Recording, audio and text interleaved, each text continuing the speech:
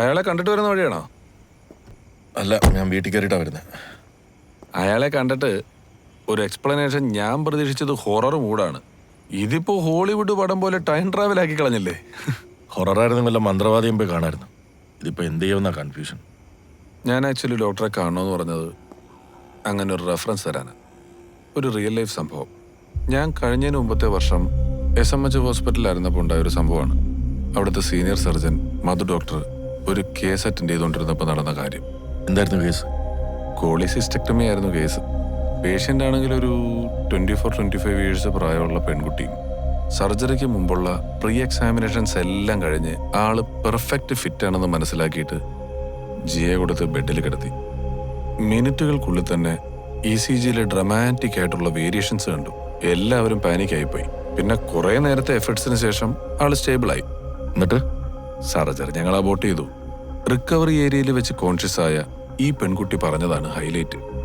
Unconscious ആയ ആ മൊമെന്റിൽ തന്നെ ഈ പെൺകുട്ടി ബൈക്ക് അപകടത്തിൽ 1 വർഷം മുമ്പ് മരിച്ചുപോയ അവരുടെ ബോയ് ഫ്രണ്ടുമായിട്ട് സംസാരിച്ചു. ആ സംസാരത്തിൽ അവരോട് ഇതുവരെ പറയാത്തൊരു കാര്യം ഈ ബോയ് ഫ്രണ്ട് പറഞ്ഞു എന്നാണ് ഈ കുട്ടി പറയുന്നത്. പിന്നീട് ഇത് അന്വേഷിച്ചപ്പോൾ ഈ നടന്ന കാര്യം സത്യമാണെന്നുള്ളതിൻ്റെ ഒരു സ്ക്രിപ്റ്റും ഉണ്ട്. ഇൻട്രസ്റ്റിംഗ് ആണല്ലോ. എന്നിട്ട് സർജറി റീഷെഡ്യൂൾ ചെയ്തോ?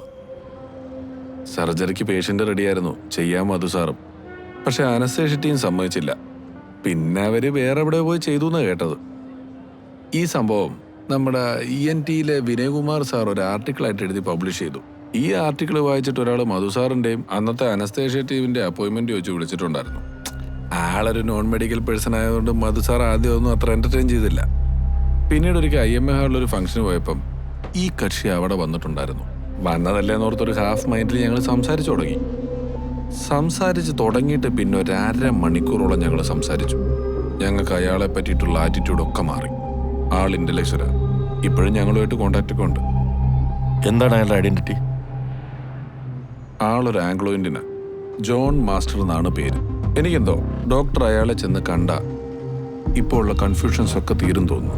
ആളൊരു മന്ത്രവാദിയോ സൈക്കോളജിസ്റ്റോ ഒന്നും അല്ല കേട്ടോ. ഇങ്ങനത്തെ സംഭവങ്ങളുടെ ഒരു വലിയ ഡാറ്റാബേസ് ഉണ്ട് പുള്ളിയുടെ കയ്യിൽ.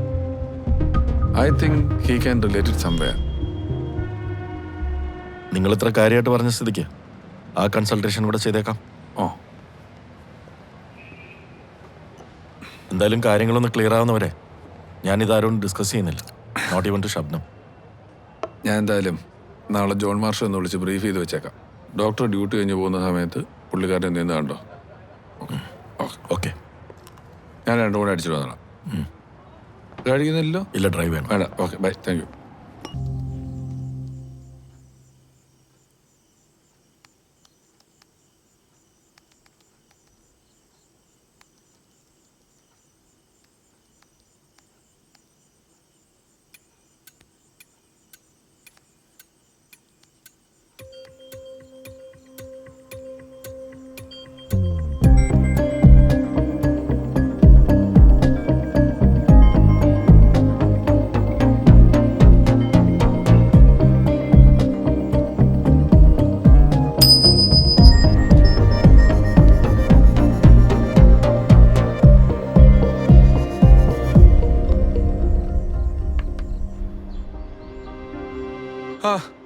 Good morning doctor. Good morning. പറ, എന്താ ഇന്നലെ? It was a very good meeting. അതിൻ്റെ താങ്ക്സ് ഒരു ഓസ്ട്രേലിയൻ ദ്രാവകത്തിൻ്റെ രൂപത്തിൽ ഞാനങ്ങ് കൊടുത്തു വിട്ടേക്കാം. എന്തായാലും ഇന്നലെ ആളെ ഇഷ്ടപ്പെട്ടല്ലോ, വലിയ കാര്യം. ഞാൻ വേറൊരു കാര്യം കൂടെ പറയാനാണ് വിളിച്ചത്. ഞാനൊരു ജേണിക്ക് പോവാണ് ഡോക്ടർ. എൻ്റെ വണ്ടി എടുക്കുന്നില്ല. എനിക്ക് ഡോക്ടറുടെ ബുള്ളറ്റ് ഒരു വീക്കിലേക്ക് കിട്ടിയാൽ വലിയ ഉപകാരമായിരുന്നു. ഓ, അപ്പൊ ഇൻവെസ്റ്റിഗേഷൻ ഒക്കെ തുടങ്ങി അല്ലേ? ആ, ബുള്ളറ്റ് അവിടെ ചുമ്മാ ഇരിക്കുക, എവിടെയെങ്കിലും വന്നെടുത്തോ. ഞാൻ ശ്വേതയോട് പറഞ്ഞിട്ടില്ല, പറഞ്ഞാൽ അവൾ സ്ട്രെസ്സാവും. കോയമ്പത്തൂർ ഒരു കോൺഫറൻസിന് പോകുന്നതാണ് ഞാൻ പറഞ്ഞിരിക്കുന്നത്. ഞാൻ ശ്വേതനെ മോളെയും തൽക്കാലം ശ്വേതയുടെ വീട്ടിൽ കൊണ്ടുപോയി നിർത്താനാണ് ആലോചിക്കുന്നത്. ഓക്കെ, അപ്പൊ അന്വേഷണത്തിന്റെ റിസൾട്ട് പറ. ഷുവർ. ആരെ വീട്ടിൽ കൊണ്ടാക്കണ കാര്യം മഹേഷ് പറഞ്ഞു? അല്ലടി, ഞാൻ പറഞ്ഞില്ലേ ആ കോയമ്പത്തൂർ കോൺഫറൻസ്, ആ സമയത്ത് നിന്നെ മോളെ നിന്റെ വീട്ടിൽ കൊണ്ടാക്കിയാലോ എന്ന് ആലോചിക്കുന്നു. അതെന്തിനാ? ഞങ്ങളിവിടെ താമസിച്ചോളാം. അതുമാത്രമല്ല, ഞാനിവിടുത്തെ ആൾക്കാരൊക്കെ ആയിട്ട് നല്ല റാപ്പുമായി. അതൊക്കെ ശരി തന്നെ. പക്ഷെ എന്തോ നിങ്ങൾ രണ്ടുപേരും ഇവിടെ വിട്ടേച്ച് പോകാൻ ഒരു ചെറിയ ടെൻഷൻ. കൂടാതെ തനു നിന്റെ വീട്ടിൽ കുറച്ചും കൂടെ ഹാപ്പി ആയിരിക്കും തോന്നുന്നു. Mahesh, are you following that crazy dream of yours? ഡ്രീമൊക്കെ എപ്പോഴേ വിട്ടു. now only reality.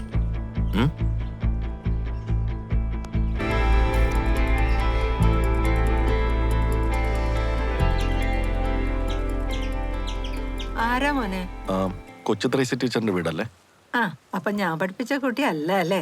അയ്യോ, ടീച്ചറായിരുന്നു. പറഞ്ഞ പോലെ ഞാൻ ടീച്ചറിന്റെ സ്റ്റുഡന്റ് അല്ല. ആ, അത് മനസ്സിലായി. മോനെ എവിടെന്നാ വരുന്നേ? ഞാൻ കൊച്ചിന്നാ വരുന്നത്. എനിക്ക് ടീച്ചർ പഠിപ്പിച്ച ഒരാളെ കുറിച്ച് കുറച്ച് കാര്യങ്ങൾ അറിഞ്ഞാൽ കൊള്ളാവുന്നുണ്ട്. ഓ, 10-36 കൊല്ലം പിള്ളേരെ പഠിപ്പിച്ചിട്ടുണ്ട് എന്ന് കരുതി എല്ലാരും ഓർമ്മയൊന്നും കാണണമെന്നില്ല. മോനെ ഏത് കുട്ടിയെ കുറിച്ച് അറിയണ്ടേ? വർഷങ്ങൾക്ക് മുമ്പ് ടീച്ചറിന്റെ ക്ലാസിന്റെ ഇടയിൽ വെച്ച് ഓർമ്മ നഷ്ടപ്പെട്ടു പോയ ഏതെങ്കിലും സ്റ്റുഡന്റ് ഉണ്ടോ? അങ്ങനെ ഉണ്ടെങ്കിൽ അയാളെ കുറിച്ചാണ് എനിക്ക് അറിയേണ്ടത്. അമീറിനെ കുറിച്ചാണോ അറിയേണ്ടത്? അപ്പോ അങ്ങനെ ഒരു സംഭവം നടന്നിട്ടുണ്ടല്ലേ? ഒരിക്കലും മറക്കാൻ പറ്റാത്ത ഒരു കാര്യം അത്. കാരണം അന്നത്തെ ദിവസം അമീറിന് മാത്രമല്ല അങ്ങനെ സംഭവിച്ചത്. 1989 ഒരു ഒക്ടോബർ മാസത്തിലാണ് ആ സംഭവം നടന്നത്. വാ വാ, വേഗം വാ, പെട്ടെന്നാവട്ടെ.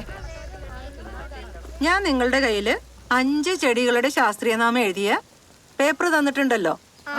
ആ ചെടികളൊക്കെ ഈ പരിസരത്ത് തന്നെയുണ്ട്. അപ്പൊ എല്ലാവരും വേഗം പോയി അത് കണ്ടെത്തിയിട്ട് വിളിക്കാം.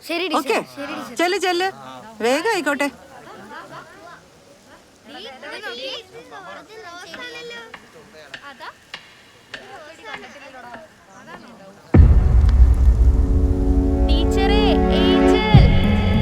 ഏഞ്ചൽ ആദ്യം തലചുറ്റി വീണപ്പോ അസംബ്ലി സമയത്ത് വെയിലത്ത് കുട്ടികൾ തലചുറ്റി വീഴാറുണ്ട്, അങ്ങനെയാണെന്നാ ഞാൻ കരുതിയത്.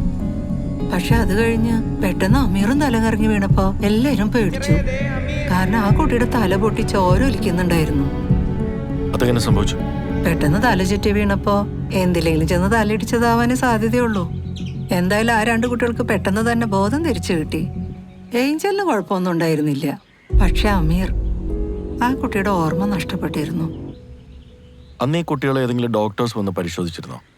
ഉവ്വല്ലോ. പക്ഷെ അവർ ഒരേ സമയത്ത് വീണതിന്റെ കാരണമൊന്നും അവർക്ക് വിശദീകരിക്കാൻ പറ്റിയില്ല. അമീറിന്റെ ഓർമ്മ നഷ്ടപ്പെട്ടത് വീഴ്ചയിലുണ്ടായ ആഘാതമാണെന്ന് അവര് പറഞ്ഞത്.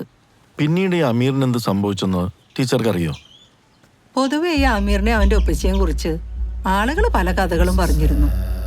അവർക്കൊരു വ്യക്തിയുടെ മനസ്സിലെ രഹസ്യങ്ങൾ അറിയാൻ പറ്റുന്നോ, വേറൊരാളുടെ സ്വപ്നത്തിൽ വരാൻ പറ്റുന്നോ, അങ്ങനെ ഏതാണ്ടൊക്കെ കെട്ടുകഥകള്.